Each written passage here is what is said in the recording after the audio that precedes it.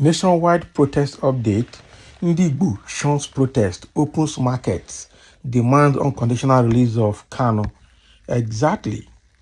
So now they already said they were not going to be part of the protest. They already said in support of Tinubu's government. They even already said that Tinubu must do 8 years. So their own demand is the release of Nnamdi Kanu and not the hardship, because the people asking for protest are most of them voted for this government on tribal and religious bigotry. So that is it. So Ndigbo has warned themselves from beginning that they would not be part of that protest and that they shouldn't be, because they are always the target. Even when they are shunning the protest, they are still the target. Quite unfortunate situation. But again, let's dive into the details. All markets, stores, and artisan shops in Nnewi, the industrial town, and Onitsha, the commercial city of Anambra State, opened for business as traders and youths shun the end bad governance, nationwide protest that started today across the country. They shun it. As usual, as early as 6:30 a.m., commercial buses and tricycle movements were noticeable on the roads and streets in Nnewi and Onitsha, conveying traders and artisans to their prospective markets, stores, and shops in the towns.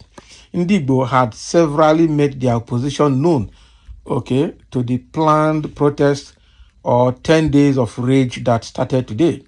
One Igbo vocal group that made their opposition categorically clear to the protest is the United Igbo Elders Council, UNIC Worldwide, and their stand, according to a statement they issued Thursday morning, is based essentially on the differential attitude to human rights that the organizers have shown towards the Igbo East in particular and other Nigerians as well. So the Ndigbo, in the statement signed by East Director Media and Publicity, Professor Obasi Igwe, and East Coordinator General, His Lordship Alpha Justice, said that the loud silence signaling acquiescence of some of its organizers to the extremely targeted injustices against the Igbo East, and for the last 9 years orchestrated killings with countless evidences of official involvement or connivance with no sympathy from anywhere, baffles their imagination. So the UNIC further stated that right now, even before the August date, the Igbo are already being threatened, attacked, and molested in Lagos with no word of condemnation by those said to be fighting against bad government. Nevertheless, the Igbo population, being the major victims, understands the Nigerian situation very well and know what can be done to address it, starting with ending the unparalleled oppression of Easterners. So the UNIEC statement entitled Rage or Protest in Nigerian Position of the United Igbo Elders Council Worldwide rather made 10-point demand on Mr. President to stabilize Nigeria instead of supporting the protest. So some of the demands include the immediately lifting of the economic and ports blockade against the Igbo and the East imposed since 1967 and subsisting till today, by which Port Harcourt, Bonny, Opobo, and other eastern ports were rendered infertile except for oil purposes, compelling the Igbo to divert en masse to Lagos to conduct their maritime businesses. Exactly. The continued closure or neglect of these precious Igbo and other eastern ports is the main source of the deindustrialization, depopulation, de-isolation, poverty, and bitterness in the East, with spillover effects to the Middle Belt and beyond. The so-called Southeast Development Commission would at best be an exercise to humor everybody without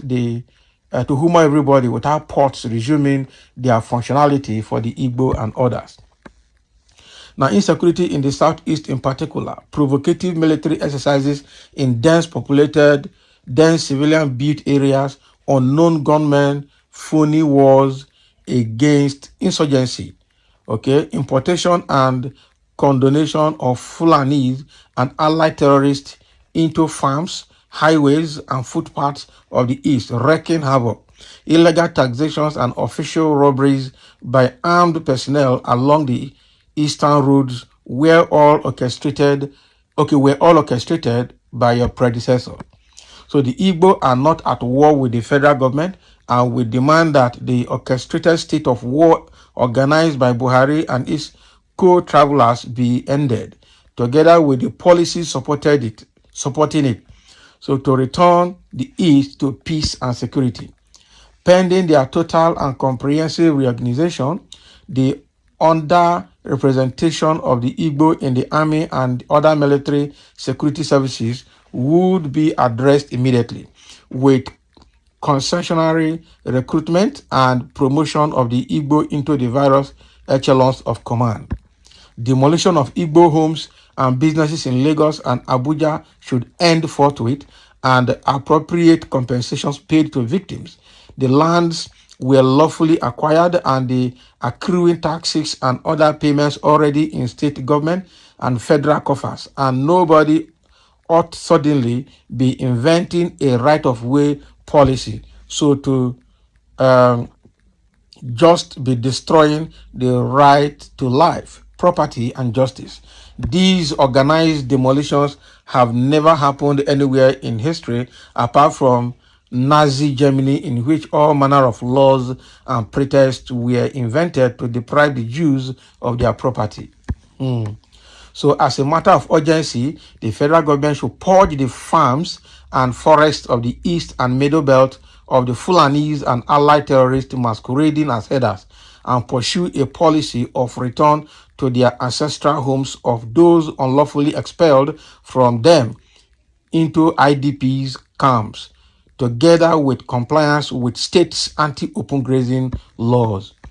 People at no time demanded a removal of subsidy because it never existed, okay, in the first place. So what was demanded was removal of the scam in subsidy and return to a 100 naira price per liter of petrol and corresponding prices for gas and electricity to promote trade, ease of doing business, industrialization, and jobs in Nigeria.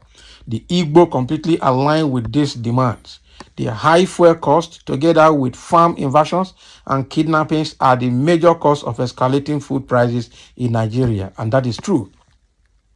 The Igbo totally reject the so-called students' loan scheme and demand the restoration of government bursaries and scholarships, a drastic reduction of school fees to the barest affordable minimum, a return to effective free education at all levels, and an end to the exploitation of Nigerians by sundry communications and other service providers. Oh boy, let the federal government focus more on nation building for equal benefits to all and ignore the individuals and circles attempting to drive it into the tight corner of ethnic glorification and triumphalism. So the Igbo would continue to demand the unconditional release and rehabilitation of Mazi Nnamdi Kanu and his colleagues, for long detained and tortured, with many others extrajudicially executed outside of accepted civilized norms. Nnamdi Kanu and his men are political prisoners, and there is no reason why Nigeria should continue to hold them captive.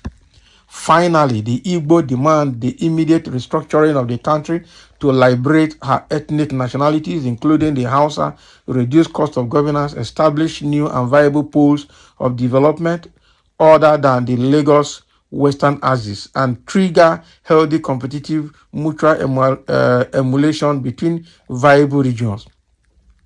Justice for all, not differential, selective, or ad hoc justice for some, is what Nigerians should be demanding. Oh boy, this people have written something serious here.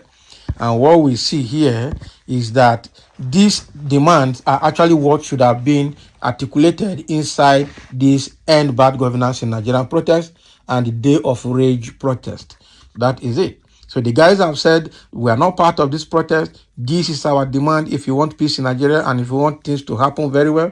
And Igbos have always been target. Even right now that they don't want to participate in the protest, Igbos are still the target. They say, you see, they don't want to be part of protests in their own place, but they want to protest in Lagos. So the kind of tribal bigotry the Hausas and the Northerners and the Westerners are putting up against the Southeast people is just beyond the sky. And it's quite unfortunate. And that is why the Igbo said, well, we have always been target for everything. And so this time around, we are not part of this protest. We are going to be on our own. And personally, I love this write-up. This is just very, very good. Okay. Let me take the comments. I will not be surprised of what I will hear in the comment section.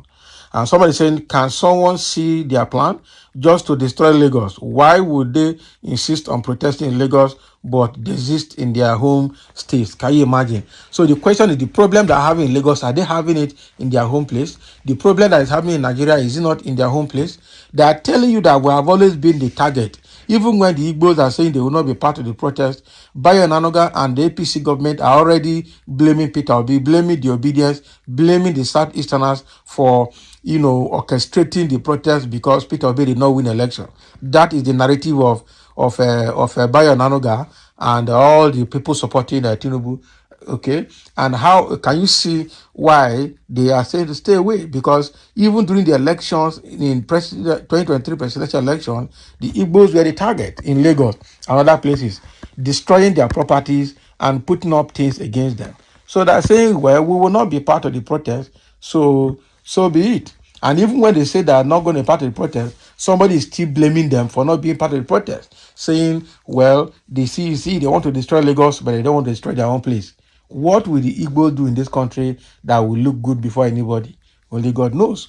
So thank you for listening. Let's have a comment. They have tabled their demand rather than joining the protest.